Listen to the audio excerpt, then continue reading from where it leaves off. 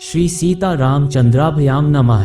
स्वागत है आप सभी का हिंदू ग्रंथावली ऑडियो बुक चैनल में। 17वां सर्ग।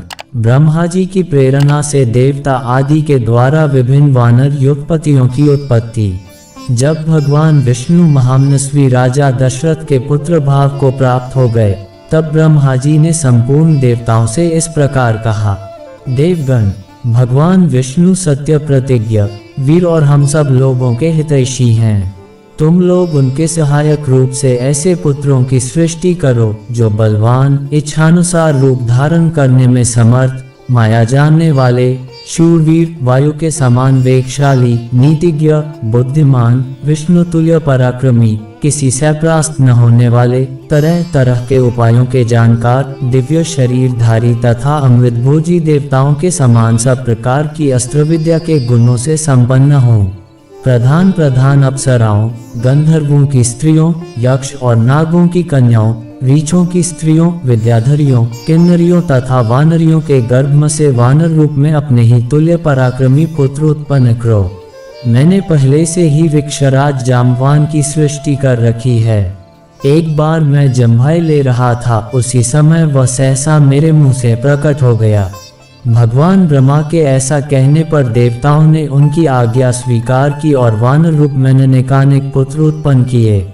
महात्मा, ऋषि, सिद्ध, विद्याधर, नाग और चारणों ने भी वन में विचरने वाले वानर भालुओं के रूप में वीर पुत्रों को जन्म दिया। देवराज इंद्र ने वानर राज वाली को पुत्र रूप में उत्पन्न किया, जो महेंद्र पर्वत के समान विशालकाय और बलिष्ठ था।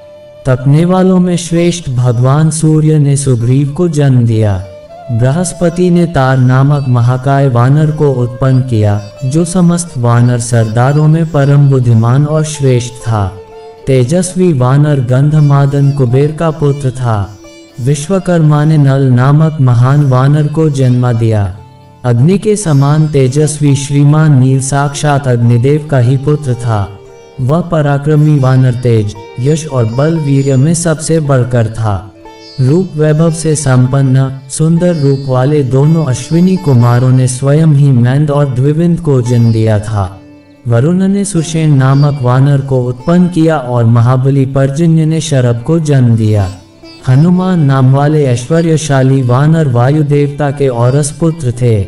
उनका शरीर वज्र के समान सुदृढ़ था। वे तेज चलने में गरुड़ के समान थे। सभी श्रेष्ठ वानरों में वे सबसे अधिक बुद्धिमान और बलवान थे। इस प्रकार कई हजार वानरों की उत्पत्ति हुई। वे सभी रावण का वध करने के लिए उद्यत रहते थे। उनके बल की कोई सीमा नहीं थी। वे वीर, पराक्रमी और इच्छानुसार रूप धारण करने वाले थे। गजराजों और पर्वतों के समान महाकाय तथा महाबली थे। रीछ, वानर तथा गोलांगूर, लंगूर जाति के वीर शीघ्र ही उत्पन्न हो गए। जिस देवता का जैसा रूप, वेश और पराक्रम था, उससे उसी के समान पृथक पृथक पुत्र उत्पन्न हुआ। लंगूरों में जो देवता उत्पन्न हुए, वे देवावस्था की अपेक्षा भी कुछ अधिक पराक्रमी थे। कुछ वानर रीछ जाति की माताओं से तथा कुछ किन्नरियों से उत्पन्न हुए। देवता, महर्षि, गंधर्व, गरुड़, यशस्वी यक्ष, नाग, किमपुरुष, सिद्ध, विद्याधर तथा सर्प जाति के बहुसंख्यक व्यक्तियों ने अत्यंत हर्ष में भरकर सहस्रों पुत्र उत्पन्न किए। देवताओं का गुण गाने वाले वनवासी चारणों ने बहुत से वीर, विशालकाय वानर पुत्र उत्पन्न किए। वे सब जंगली फल मूल खाने वाले थे। मुख्य मुख्य अप्सराओं, विद्याधरियों, नाग कन्याओं तथा गंधर्व पत्नियों के गर्भ से भी इच्छानुसार रूप और बल से युक्त तथा स्वेच्छानुसार सर्वत्र विचरण करने में समर्थ वानर पुत्र उत्पन्न हुए। वे दर्प और बल में सिंह और व्याघ्रों के समान थे। पत्थर की चट्टानों से प्रहार करते और पर्वत उठाकर लड़ते थे। वे सभी नख और दांतों से भी शस्त्रों का काम लेते थे। उन सबको सब प्रकार के अस्त्र शस्त्रों का ज्ञान था। वे पर्वतों को भी हिला सकते थे और स्थिर भाव से खड़े हुए वृक्षों को भी तोड़ डालने की शक्ति रखते थे। अपने वेग से सरिताओं के स्वामी समुद्र को भी क्षुब्ध कर सकते थे। उनमें पैरों से पृथ्वी को विदीर्ण कर डालने की शक्ति थी। वे महासागरों को भी लांघ सकते थे। वे चाहें तो आकाश में घुस जाएं, बादलों को हाथों से पकड़ लें तथा वन में वेग से चलते हुए वाले गजराजों को भी बंदी बना लें। घोर शब्द करते हुए आकाश में उड़ने वाले पक्षियों को भी वे अपने सिंहनाद से गिरा सकते थे। ऐसे बलशाली और इच्छानुसार रूप धारण करने वाले महाकाय वानर युद्धपति करोड़ों की संख्या में उत्पन्न हुए थे। वे वानरों के प्रधान युद्धों के भी युद्धपति थे। उन युद्धपतियों ने भी ऐसे वीर वानरों को उत्पन्न किया था जो युद्धपों से भी श्रेष्ठ थे। वे और ही प्रकार के वानर थे, इन प्राकृत वानरों से विलक्षण थे। उनमें से सहस्रों वानर युद्धपति ऋक्ष्वान पर्वत के शिखरों पर निवास करने लगे। दूसरों ने नाना प्रकार के पर्वतों और जंगलों का आश्रय लिया। इंद्र कुमार वाली और सूर्यनंदन सुग्रीव ये दोनों भाई थे। समस्त वानर युद्धपति उन दोनों भाइयों की सेवा में उपस्थित रहते थे। इसी प्रकार वे नल, नील, हनुमान तथा अन्य वानर सरदारों का आश्रय लेते थे।